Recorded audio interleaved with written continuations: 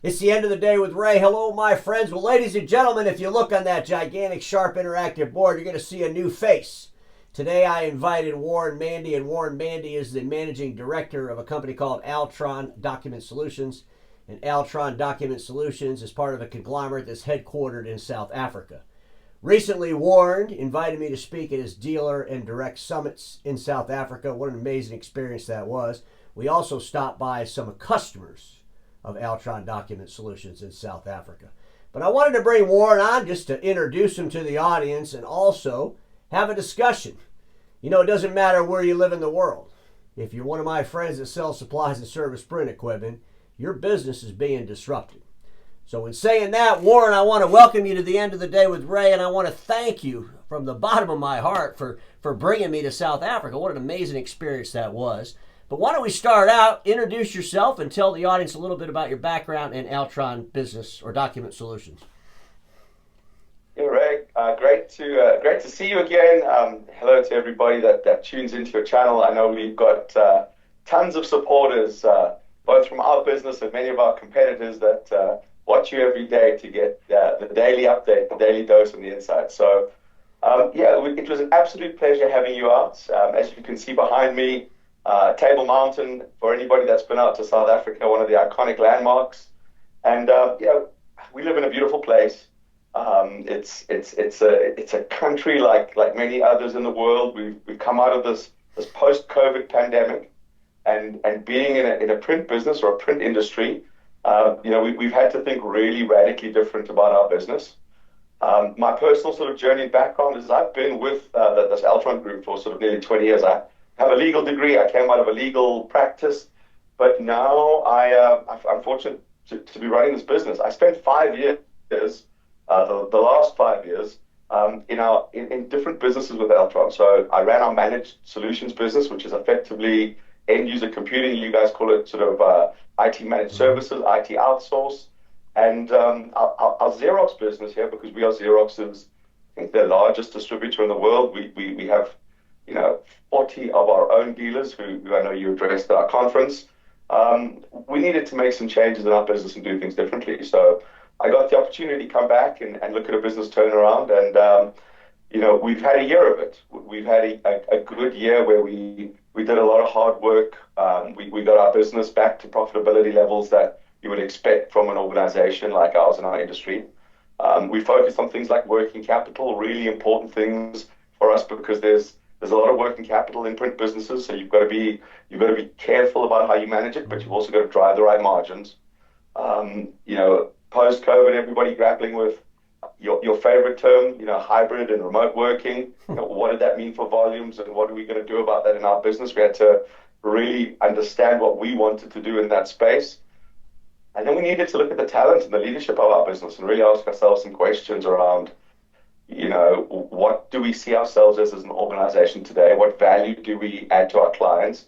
What experiences do we give them? And what do we want to be in the future? What type of leadership and talent do we need into the future? And we sort of zoned in on that. And, we've been very fortunate. We've had some successes along this route. And really, Ray, we're at that point now where we're looking to do the next set of strategic interventions in our business. And that really means that we've got our core business well under control. Mm-hmm. We've got our metrics right. We're doing all the right things in the corporate business across production, our channel business, our dealer business, as well as our direct businesses, including managed print. But it's really about where we're going tomorrow. And to do that, you need to disrupt your thinking. You need to challenge yourselves. You can't stop at that level. And we thought, who better than you to come in and stress test our plans, present it to you, do it in a live environment in front of our own customers and our channel partners. And it was a bit intimidating in a sense because we knew you were going to challenge us, but I think that we learned a lot from that engagement. We don't just drink our own Kool-Aid. We've really taken on board many of the suggestions that you've given, and we feel like we're on the right track. I mean, the future is uncertain, and you've got to navigate a path. We know definitely what we don't want to do. We don't want to do things that are going to, make make our business, I don't want to say worse off, but complicate our business unnecessarily. We want to stay true to the core origin story of our business. It happens to be a Xerox origin story. So in our diversification and where we see the better margins and the improved profitability, we're going to stay very close to the origin story that we have, adding value to our clients in the way that we know how. So yeah, that was the basis of having you out. And I think, Ray, there's been really good feedback. We're probably going to have to get you out again, but maybe in a different approach where we actually, we hold a light up to see whether we've achieved the things that we said we were going to achieve. We're going to have to do a check in there, and maybe you can do a full show from Cape Town, and there you go.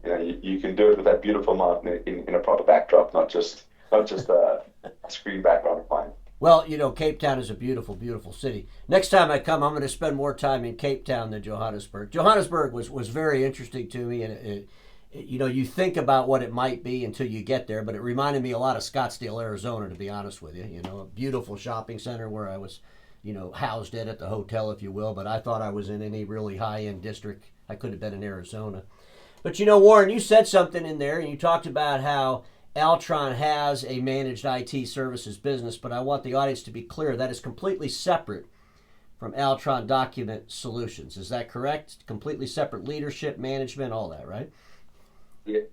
I mean, I ran that business for the 2 years preceding the year I've just been in the document solutions business, and it had grown up separately as a different business. We're a multi sort of services IT conglomerate where we span the entire spectrum. And it's been an ongoing debate within our group for years about, merging the two businesses, extracting synergies between service force, service desk, sales. We've looked at it, and we've collaborated on opportunities.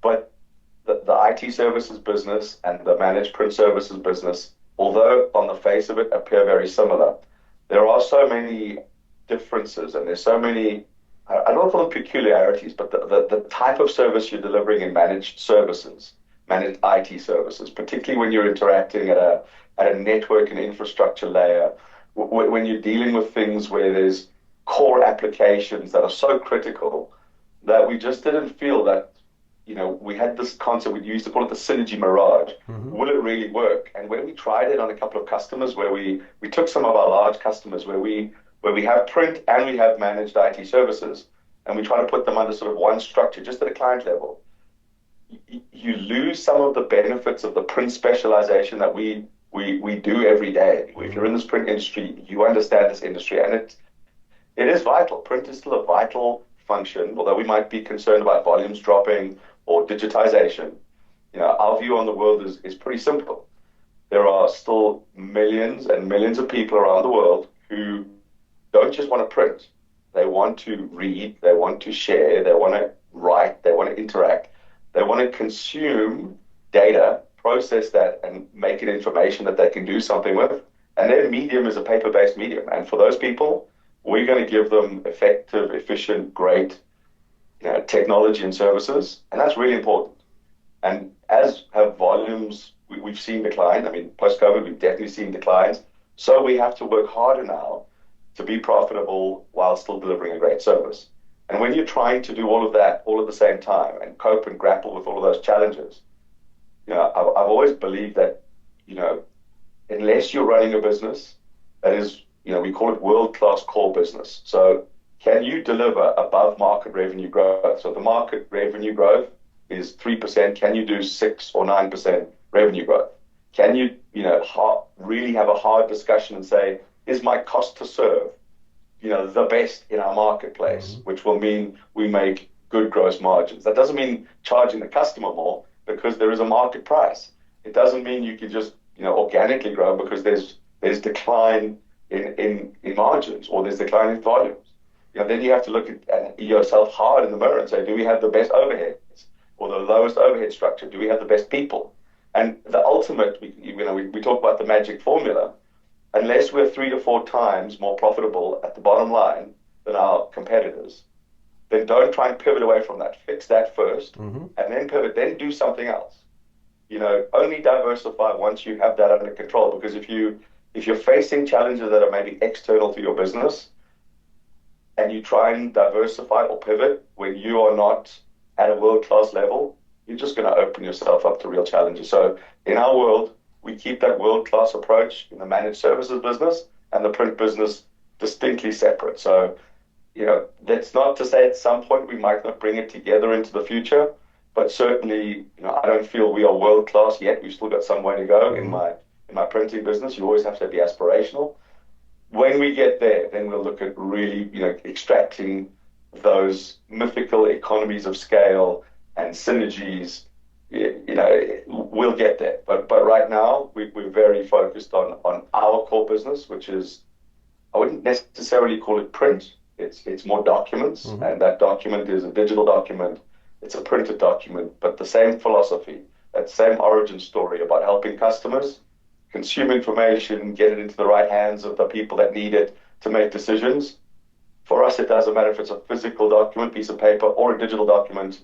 We want to give clients great service, great pricing, and we also want to help them to do the really meaningful parts of their work and free them up from some of those complexities around, the overload of information, the overload of data. And, that for us, and I know we talked a lot when we were together about, for us, it's all about workflow automation, process automation. Xerox are kind of very big into intelligent document processing. Those are the areas that stay for us true to our origin story.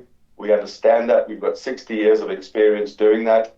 And we're going to continue into the digital age doing those things that we know and understand deeply, before we try and start getting the synergies out of print service or out of the IT services business. Well, when I was there, I met with your team that was really in charge of moving your digital transformation deliverable, if you will, to the end users. And you're doing a lot around the Xerox workflow and the Xerox RPA technologies and things like that. How is that business progressing? And I know you had talked about even maybe making that a separate business unit within, Altron Document Solutions, so you can manage it at really rifle-focused P&L level. So I wanted to ask you about that. What's that process look like today since I left? Yeah. So the process is good. I mean, when you saw us, we took you through that list of our prospects because, when we first started chatting about this and my strategy or our team strategy, I don't want to say you were skeptical, but you wanted to see the data. You wanted to see, what is it there's the concept that I've just described, but what does it mean for a client? How do they benefit? How do we price it? Do we make margin? Do we execute? And the good news is of that sort of prospect list that we did show you our case studies, but we've converted at least 3 of those bigger prospects that we've seen. We've had some small wins, but 3 of the big ones on there, I'm pleased to say the team have at least converted now to an order. So we've taken the order, we're into the execution phase, but it's not easy, right? I mean, this is, and that's the reason why, I'm contemplating now potentially creating it as a business unit, because I've always believed you need to have clarity, you need to have clear, simple structures, particularly when you want to make change. Leaders of a business need to have that end-to-end control over whatever they're trying to, sell to a client that they can believe in and they know they're going to get the execution delivery right. If we put it all together, we get this bureaucratic layer, get this bureaucracy, too many middle managers. We get further from our frontline and from our customer. It's always been sort of a fundamental for me that you if you want to move fast and you want to do things, you have to make your business smaller. You've got to give people overall responsibility. So I'm not quite there yet. We don't have the scale for me to go and break it out completely separately, but we're certainly on that path to once it reaches that critical mass, my feeling is that I'm going to absolutely break it out of our business and put a person completely in charge of it. Again, in a way that still allows us, because you still have one customer at the end of the day, that still allows us to meet the customer needs. So we'll manage it through the account manager layer, managing that potential siloed approach. But I do feel that we need to have specific focus on this. So we're on that journey, Ray. I mean, it's a balancing act. You still got to work hard on the corporate business, because without that, we're never going to succeed in the digital document services business. And the one feeds the other. If we do incredibly well in our corporate business and we solve clients' problems there, they'll trust us to solve their problems in the digital workflow space, in the digital document space. Likewise, if we go to customers, new customers, where we don't lead with core print, we lead with the digital document services, we lead with solving problems that perhaps they didn't even know they had, bottlenecks, too much admin, manual data capture, all of the things that you do in your business kind of without thinking, and we help solve that problem by freeing up resources, freeing up cost. The funny thing is we're then picking up print conversations off the back of that. So, we're seeing value in having two different approaches, but ultimately, because it still maps back to what we feel that origin story, that beginning story of ours, which is all about, information and people interacting with data, print or digital. We've been helping them for 60 years to do that, and it helps our sales teams rally around it. It helps the execution teams understand, because it might be a different medium or a different task, but it's very much the same as what we've always been doing. So, it's an understandable direction. It's a rallying point, and clients actually understand us as being the experts in that space. We're just moving into the digital space now. Sure. Well, let's talk a little bit about cleaning up the business and making sure your house is in order before you kind of diversify out. And I just wanted to ask you a question. So if you look at 2019, if you look at your business revenue, your business cost, how have you changed your cost to go to market since 2019? Because there's been so many factors involved with force and change on our industry as a whole. And what did you have to do to align the cost with today's reality, I guess is the question. So good question. I mean, I think in 2019, we're talking sort of pre-COVID era. Mm-hmm. I almost want to say that print was a reasonably margin-rich organization. You had so many different layers of margin. You would make maybe hardware margin, you would make financing potentially margin, you got break-fix margin. You had a strong annuity base that often covered a large portion of your cost base. And, you go into COVID, and then all of a sudden, so much of it changes. So we were very fortunate sort of during the COVID phase, being part of a big dynamic group. We had some we had some coaching, and we had some sort of like had a guy come in to talk to us. There's a book called, I think it's the same author that did Black Swan. I think it's Talib. He talked about being anti-fragile, and he challenged us as the leadership of all of the different businesses to say, in this crisis, the world is never going to be the same again. Please don't ever expect that, your margins will return, your volumes will return. If you are lucky enough to survive COVID, and so many businesses didn't survive, how do you now become stronger as a result of that? How do you not just absorb the impact and then try to go back to business as usual? How do you fundamentally change your business? And for us, we had to really look at, cost base was, it was unbelievably important. I mean, we had to say to ourselves, almost at every level, if our annuity and our, I want to say print volumes have dropped probably 30% from where they were in 2019.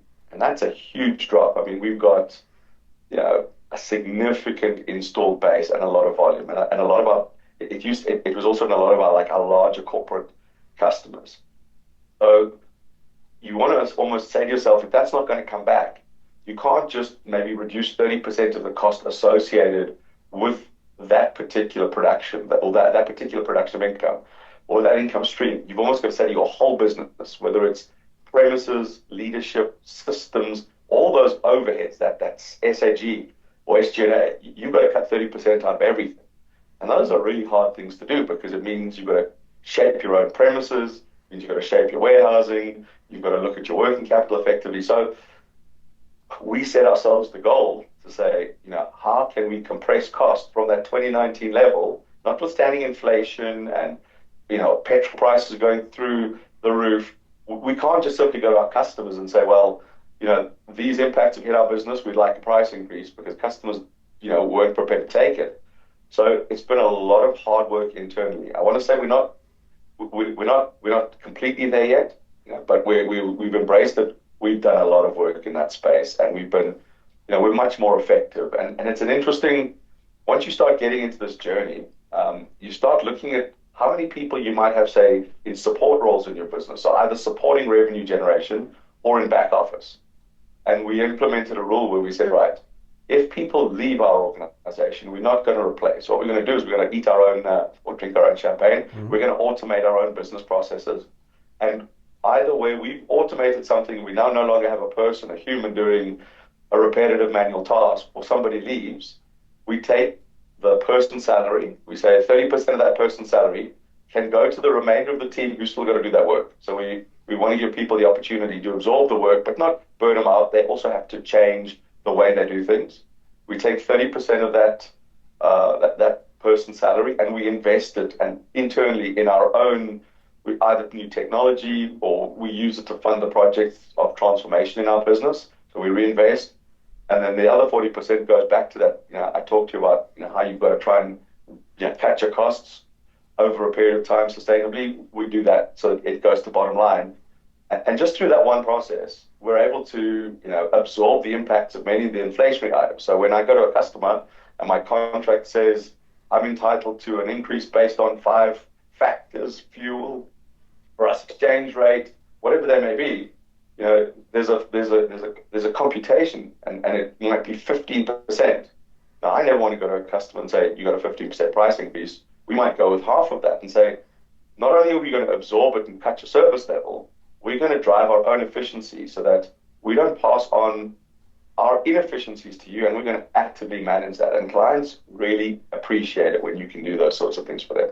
And they see the measures you're taking. And as long as you're not degrading their service, and as long as you're finding ways to ensure that their service levels remain stable and improve, they're generally very happy with you. So I know it's a long way to answer the question, but we had to cut costs dramatically, but not to the detriment of the business, in an intelligent way that still allows us to be competitive and deliver on what we need to do, but also now free up some capacity to embrace the new for us, which is the digital document services. I'm convinced, though, when our industry looks at when they cut costs, especially in the service area, I mean, you could look at data and realize that we're way overstaffed in service.